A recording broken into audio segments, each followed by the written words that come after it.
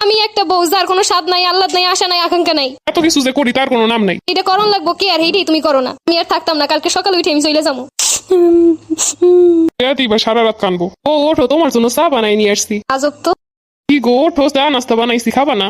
এই বেটার কি হইলো, সুবিধা মনে হইতেছে না। আবার বৃষ্টি দিয়ে এলো নাকি? দ্রুত খাওয়া দাওয়া করতে হইব, বাইরে যাবো। তুমি না বলছিলা তোমার কি কি লাগবো? এগুলো মোটেও সুবিধা না, আমার ঘুম করে দিব হয়তো। এখনো রাগ করে আসছো? বলছিলাম সকালবেলা উঠে চলে যাবো, সকাল হয়েছে আমি চলে যাবো। কোথায় চলে যাইবা? আমি তোমার জন্য আরো 10 দিনের ছুটি নিছি। 10 দিনের ছুটি নিছে, তার মানে আমার ঘুম করে দিয়ে পালাতক হইব। চিন্তা করছি তোমার এলো 3 দিনের জন্য কক্সবাজার ঘুরতে যাবো। ওরে বুদ্ধি, আমারে কক্সবাজারের পানিতে ভাসায় দিব। না না না, দ্রুত চলে যাই তুই বেহেন দিয়া। আরে এত কি ভাবতাছো? উঠো, খাবারটা খাও। আমি যাইতেছি খাবার বানাইতে। আরে আমি তো খাবার বানাইছি, তুমি আবার এখন কি বানাবা? না না, আমি তোমার বানানো খাবার খাইতাম না, আমি আমার খাবার বানাই খামু। তুমি সকালবেলা উঠে কাম করবে, এটা আমার সহ্য হইব না। তোমার কষ্ট হইব, লেগে আমি খাবার বানাই নিয়ে আসছি, আর তুমি যদি এখন না খাও, তুমি যদি না খাও তাহলে আমিও খামো না। ভাবছি দুজনে 1 প্লেট দিয়ে খামো, তোমারে খাওয়াই দিব আর আমি খামো। বিষ হইলে তো আর 1 প্লেটে খাইতে চাইতো না। কেমন হয়েছে আমার বানানো খাবার?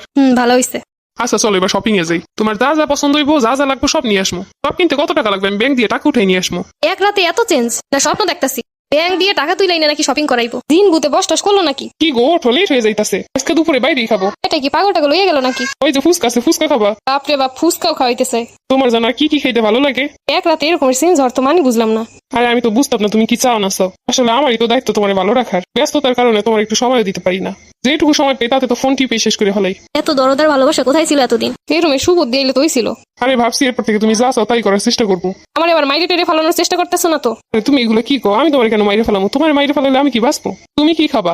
কি আজকে বলবা না রেস্টুরেন্টে শুধু শুধু টাকা খরচ না করে বাসায় বসে কিছু বানাই খাই? রেস্টুরেন্টে বাসি পচা খাওয়ান লাগবো না? তোমার শরীরেরও তো একটা রেস্ট আছে। তোমারও তো রান্না করা খাবার খাইতে ইচ্ছা করে। এইগুলো কি স্বপ্নে দেখতাছি? আসলে আমি তোমার সময় দিই না, তুমি রাগ করবা না তো কি করবা? আজকে থেকে তোমার মনের মতো স্বামী হওয়ার চেষ্টা করবো। পরিবর্তন দেখে যতটা না খুশি হইতেছি তার থেকে বেশি হতভম্ব হইতাছি। এই না, এগুলো অর্ডার দিছি। আরে এত অল্প? ভালো কিছু অর্ডার দাও। মার্কেটে আসলে এত কিপটামি করতে 1 প্লেট ফুচকাও খাইতো না, আর 1000 টাকার অর্ডার করার পরও এগুলো বলতাছে।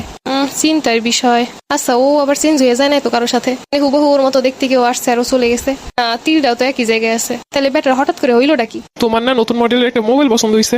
আরো 4 মাস আগে বলছিলাম। চলো আজকে ওইটা কিনি। না না না, এখন আর ফোন কিনবো না। এমনিতেই যা করতেছো তাই মানতে পারতেছি না, আবার মোবাইল কিনে দিলে সেটা তো মানতেই পারবো না। যারে বাজার করানোর লেগে বলা লাগে 3 দিন বৈশা, আর সে নিজে থেকে এখন আমার এইটা সেটা কিনে দিতে চাইতেছে। তুমি কি আমার টাকা দিয়ে কিনতে চাইতেছো? আরে না, এগুলো তো আমার কর্তব্য। আমার সামর্থ্য অনুযায়ী যা আছে তাই তো তোমার পূরণ করা আমার দায়িত্ব। শোনো, আমি তোমার কাছে শুধুমাত্র একটু কেয়ার চাইছিলাম। সারাক্ষণ তো তুমি মোবাইল আর তোমার জব নিয়েই ব্যস্ত।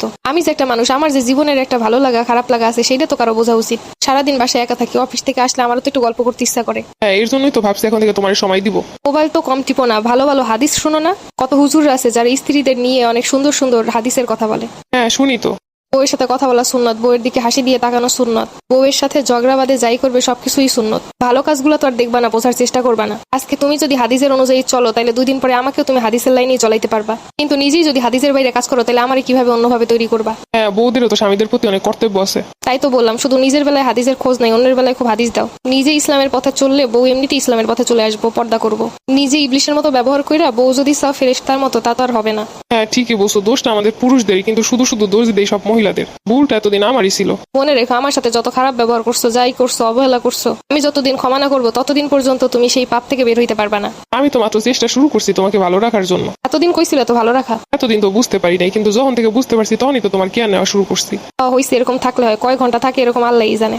যার রিজিকে যতটুকু আছে ততটুকুই পাইবো, কিন্তু কেয়ার আর অবহেলা এটা তো সম্পূর্ণই নিজের ব্যাপার। তুমি রাগ করো না, তোমার রাগ ভাঙাইতে কি কি করণ লাগবো খালি আমার ক্ষমা কইরা দাও। কিছুদিন আগে ভাইরাল একটা পোস্ট ছিল না, মেয়েরা কিসে আটকায়? মেয়েরা আটকায় যত্নে, ভালোবাসায়, কেয়ারে। যদি তা না হইতো তাহলে বিল গেটসেরও ডিভোর্স হইতো না। বউকে যদি হারানোর ইচ্ছা না থাকে তাহলে ভালোবাসো, মায়ায় আটকাও, কেয়ার করো। গার্লফ্রেন্ড বউ এরা ছেড়ে গেলে বলে স্বার্থপর। অথচ তোমরা পুরুষরা যে অবহেলা করো, অত্যাচার করো, এগুলো তো কেউ দেখে না। আজকে থেকে তোমার অনেক ভালো রাখবো, কথা দিলাম। এরকমের ভালো হাজবেন্ড হলে জীবন এমনি সার্থক। মেয়েরা এইটুকু ভালোবাসে, এই সুখী।